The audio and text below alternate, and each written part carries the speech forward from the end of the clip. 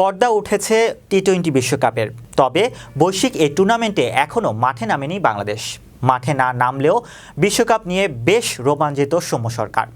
বড় কিছু করার স্বপ্নও দেখেন টাইগার এই ওপেনার। স্বপ্ন দেখেন বৈশ্বিক মহাযজ্ঞের শিরোপা উল্লাসের। বৈশ্বিক এই টুর্নামেন্টকে স্মরণীয় করে রাখতে চান তিনি। তার দাবি, যে কোনো বিশ্বকাপে খেলাই গর্বের। সৌম্য বলেন, খেলোয়াড় হিসেবে যে কোনো বিশ্বকাপে খেলাই একটা গর্বের বিষয়। 2015 সালে প্রথম বিশ্বকাপ খেলেছিলাম, এবারও সেই রকম রোমাঞ্চ কাজ করবে। চেষ্টা করব 2024 সাল আমার জন্য স্মরণীয় করতে এবং পাশাপাশি দলকেও ভালো কিছু উপহার দিতে। বড় স্বপ্ন প্রসঙ্গে সৌম্য বলেন, সব সময় বড় স্বপ্ন দেখি, চ্যাম্পিয়ন হওয়ার স্বপ্ন দেখি। ব্যক্তিগতভাবে আমি বড় স্বপ্ন দেখতে পছন্দ করি। কেউ সেমিফাইনাল বললে আমি বলবো ফাইনাল খেলতে যাব।